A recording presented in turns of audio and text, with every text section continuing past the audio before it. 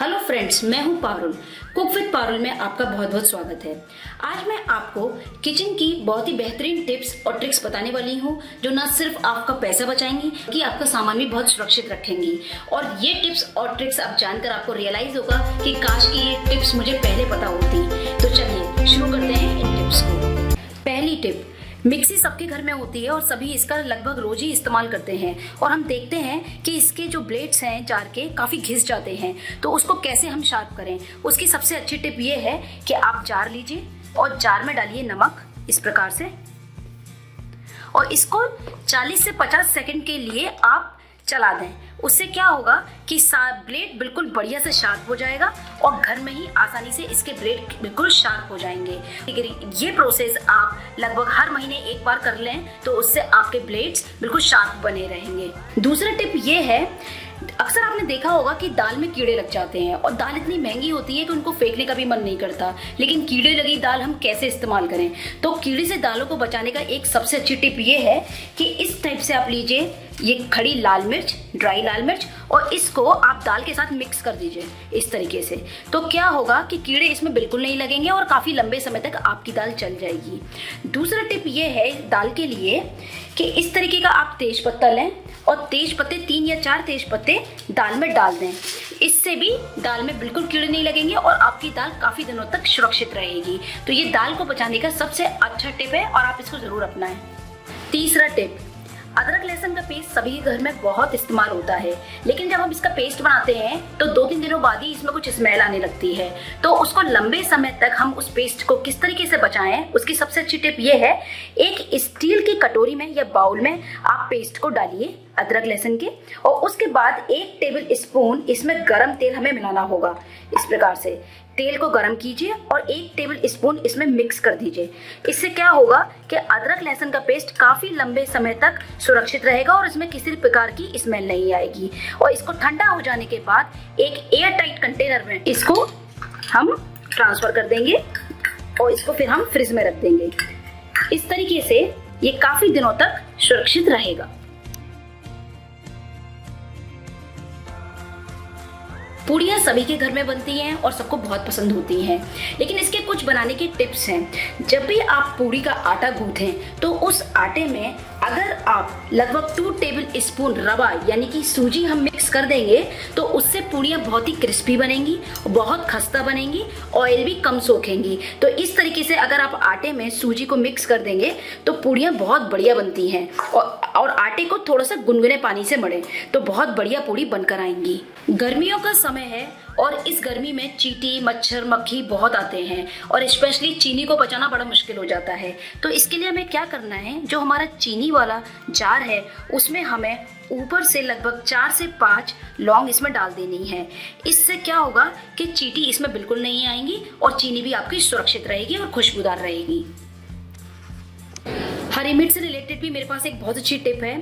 हरी मिर्च, हरा धनिया कुछ ऐसी चीज़ें हैं जो हमेशा ज़रूरत से ज़्यादा ही आ जाती हैं मार्केट से, क्योंकि कभी हम 1 बंच या 4 हरी मिर्च नहीं खरीद के लाते। तो उसको हम काफ़ी दिनों तक कैसे फ्रेश रखें। सबसे पहली चीज़, हरी मिर्च का हमेशा याद रखें, ये पीछे का जो डंठल होता है, आप देख सकते हैं जो पीछे वाला डंठल है, इसको हमें इस तरीके से हटा देना है। और हमेशा हरी मिर्च के डंठल हटा करके इस तरीके से, और इसको आप एक एयर टाइट कंटेनर में बंद करके फ्रिज में रखें। तो इससे क्या होगा कि हरी मिर्च बहुत दिनों तक आपकी फ्रेश बनी रहेगी। दूसरा तरीका क्या है, एयर टाइट कंटेनर में आप चाहें तो इस तरीके से रख के और इसका ऊपर का लिड लगा दें। और ये हरी मिर्च कुछ ऐसी चीज़ है कि रोज ही खाने में चाहिए होती है, और ये जब सुगड़ सी जाती है तो बिल्कुल मन नहीं करता खाने का। तो इस तरीके से हम इसको इसमें रख सकते हैं एयर टाइट कंटेनर में, और इसका ऊपर से लिड लगा के हम इसको फ्रिज में रख सकते हैं। तो इससे करीबन 10-15 दिन तक हरी मिर्च बिल्कुल फ्रेश बनी रहती है। दूसरा प्रोसेस क्या है इसी का, कि आप हरी मिर्च को एक नैपकिन पे डालिए या पेपर टॉवल पर या किसी कॉटन कपड़े में, और उसको इस प्रकार से पूरी अच्छी तरीके से बंद कर दीजिए। और बंद करके इस तरीके से हम, अगर हमें और ज़्यादा 1 महीना चलाना है तो इस तरीके के एयर टाइट कंटेनर में इसको रख दीजिए फ्रिज के अंदर। तो ये काफ़ी दिनों तक बिल्कुल फ्रेश बनी रहती हैं। या फिर आप क्या कर सकते हैं कि हरी मिर्च को आप लीजिए और इस तरीके के जो जिप लॉक पैकेट आते हैं, आप मार्केट में बहुत आसानी से मिल जाते हैं जिप लॉक पैकेट, या किसी भी पॉलीथीन में, आप साफ सुथरे पॉलीथीन में आप रख सकते हैं और फ्रिज में इसको रख दीजिए। तो ये इस तरीके से भी हरी मिर्च बहुत दिनों तक सुरक्षित रहती है, लेकिन ये आपको फ्रिज में रखना होगा। अब मैं आपको बताती हूँ आप हरे धनिये को किस प्रकार से बहुत दिनों तक फ्रेश रख सकते हैं। इसकी ये टिप है कि सबसे पहले तो हम हरा धनिया जब खरीदते हैं मार्केट से तो ज़्यादा ही आ जाता है, तो पहले तो इसको क्लीन कर लें। देखिए जो भी इसमें खराब चीज़ें हैं वो हम इस तरीके से निकाल दें। इसको साफ करने के बाद जो इसका पीछे का आप देख रहे हैं, पीछे का हिस्सा, इसको आप कट कर लें इस तरीके से, और मैं इसको हटा देती हूँ। अभी इसको हमें फेंकना नहीं है, इसको क्लीन करके हमें क्या करना है, क्योंकि जो इसके ये डंठल होते हैं हरे धनिये के, असली स्वाद इन्हीं में होता है, और सच मानिए तो न्यूट्रिशन भी इन्हीं में होता है सबसे ज़्यादा, इसमें फाइबर भी बहुत होता है। तो इसको आप धो लें, थोड़ा सा नीचे का क्लीन कर लें, और क्लीन करने के बाद आप चटनी बना लें। एक तो चटनी भी बहुत अच्छी बनती है इसकी, और सबसे बड़ी बात सेहत भरी होगी। दूसरा ये, अगर आप चटनी नहीं बनाना चाहते हैं तो जब आप कोई भी गीली सब्जी यानी ग्रेवी वाली सब्जी बनाते हैं तो इसको धो करके अदरक हरी मिर्च के साथ पीस लें, और उस पेस्ट को भी आप उसमें डाल सकते हैं, तो सब्जी में स्वाद भी आ जाएगा और आपका पीछे का जो हिस्सा है हरे धनिये का वो फीका नहीं, उसका इस्तेमाल हो गया, क्योंकि उसके अंदर बहुत न्यूट्रिशन था। तो आप इस तरीके से भी इसे इस्तेमाल कर सकते हैं। तो ये मैं हटा देती हूँ, और हरे धनिये को, जो साफ हरा धनिया है, उसको हम इस तरीके से एक टिश्यू पेपर पर रखेंगे, या पेपर टॉवल भी ले सकते हैं, और इसको हम बंद कर देंगे इस तरीके से दोनों साइड से, और एक एयर टाइट कंटेनर में इसको रख करके लिड लगा देंगे और इसे हम फ्रिज में रख देंगे। इससे क्या होगा कि ये काफी दिनों तक फ्रिज में बिल्कुल सुरक्षित और सेफ बना रहेगा, जिससे फ्रेशनेस बनी रहेगी इसके अंदर। अगर आपके पास ज़्यादा हरा धनिया नहीं है तो दूसरा प्रोसेस ये है, आप इस तरीके से हरा धनिया साफ कर लें, पीछे का हटा दें, और इसको आप किसी भी स्टील के टिफिन में इसको रख दीजिए। स्टील के टिफिन में भी ये आसानी से 4-5 दिन तक हरा बना रहता है और फ्रेश रहता है। इस तरीके से ये स्टील का टिफिन लिया और इसमें रख दीजिए, और इसको लिड लगा के हम फ्रिज में रख देंगे, तो ये बिल्कुल हरा और फ्रेश बना रहेगा। अब मैं बहुत ही इंपॉर्टेंट टिप आपको बताने वाली हूँ। चाय सबके घर में बनती है और हम चाय की पत्ती को इस तरीके से फेंक देते हैं चाय बनने के बाद। तो अब की बार नेक्स्ट टाइम आप चाय की पत्ती को बिल्कुल मत फेंकिए। सबसे अच्छा इसका यूज़ ये है, इसी चाय की पत्ती को जब आप चाय छान लेते हैं उसके बाद इसमें थोड़ा पानी डालिए, और पानी डालकर मैं आपको दिखा देती हूँ। चाय बनने के बाद बची हुई चाय की पत्ती को एक बार फिर से पानी डालकर उबाल लें। हमें क्या करना है कि इसको उबालना है गैस पर, और उबालने के बाद जब पानी ठंडा हो जाए तो उसको हम छान लेंगे। उससे आप क्या करेंगे, उस पानी से छानने के बाद जब ठंडा हो जाएगा तो आप मिरर या गिलास से बनी हुई जो भी चीज़ें हैं आप उससे क्लीन कीजिए, वापस उसमें आपके मनचाही चमक जाग उठेगी। तो ये बहुत ज़रूरी टिप मैंने आपको बता दी है कि क्योंकि चाय सबके घर में बनती है और सब उसके बाद वो फेंक जाती है चाय की पत्ती, तो उसे फेंकिए मत, चायदान में लीजिए, दोबारा पानी डालिए, गैस पर रखकर उबालिए, फिर पानी को ठंडा करके उससे आप गिलास, मिरर, कुछ भी ऐसी चीज़ें हो इससे क्लीन कीजिए, बिल्कुल जगमगाने लगेगा, नया जैसा हो जाएगा। अब मैं आपको एक बहुत अच्छी टिप बताने जा रही हूँ जिससे कि आपका किचन का प्लेटफॉर्म और फर्श दोनों ही बहुत अच्छी तरीके से चमक जाएंगे।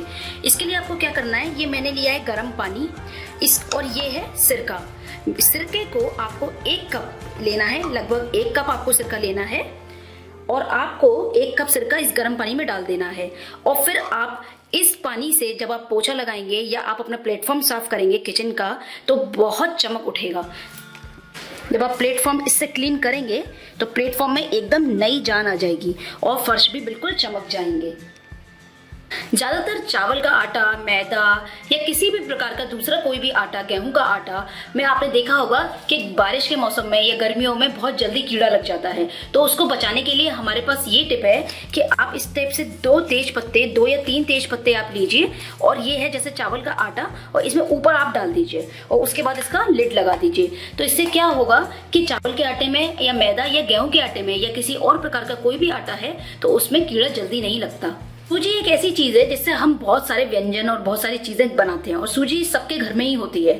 सूजी के साथ परेशानी ये हो जाती है कि उसमें बहुत जल्दी कीड़ा लग जाता है। तो उसके लिए हमें क्या करना है, गैस पर एक पैन रखिए, पैन को गर्म कीजिए और सूजी को इसमें डाल दीजिए बगैर कुछ डाले। तो इससे हमें क्या होगा आपकी सूजी भुन जाएगी और भुनी हुई सूजी में कभी कीड़ा नहीं लगेगा और भुनी हुई सूजी से आप बहुत जल्दी फटाफट उपमा बना सकते हैं या कोई भी दूसरी चीज़ें सूजी की जो भी हैं बहुत आसानी से तैयार हो जाती हैं। तो बस हमें क्या करना है कि सूजी को हल्का सुनहरा भून लेना है और भुनने के बाद सूजी को ठंडा करके हमें उसी एयर टाइट कंटेनर में भर के रख देना है। तो आपकी सूजी अब किसी भी चीज़ के लिए बिल्कुल रेडी है, चाहे आप उपमा बनाइए या कोई भी दूसरा स्नैक आप आसानी से भुनी हुई सूजी से बना सकते हैं। एक बहुत काम की टिप मैं आपको बताने जा रही हूँ। अगर आपके घर में शू पॉलिश खत्म हो जाए और आपको शूज़ चमकाने हैं तो उसका सबसे अच्छा तरीका ये है, ये मैंने लिए हैं केले सभी के घर में आते हैं।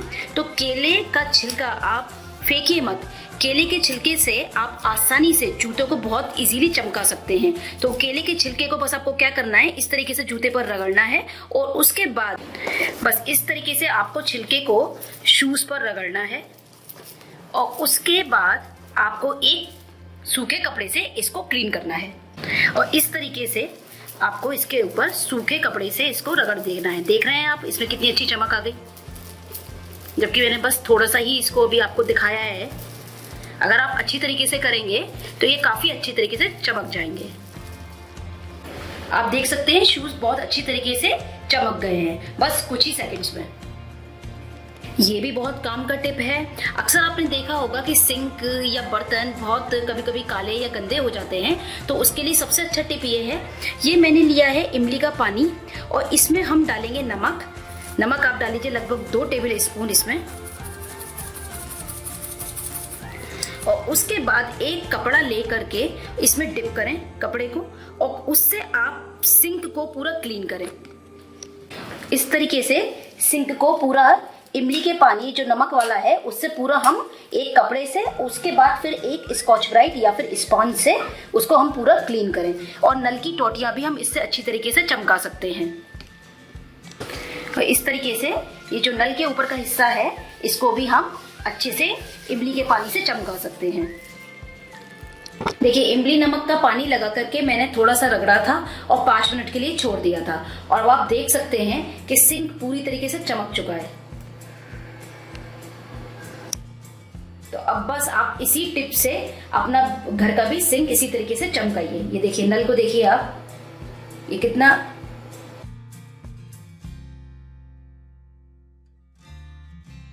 तो बस आप भी अब इमली नमक के पानी से बर्तन या सिंक अपने किचन का चमका सकते हैं बहुत आसानी से। एक टिप है मेरे पास, वो ये है लहसुन को सही साफ करने की। अब मैं आपको बताती हूँ कि लहसुन को कैसे फटाफट छीलें।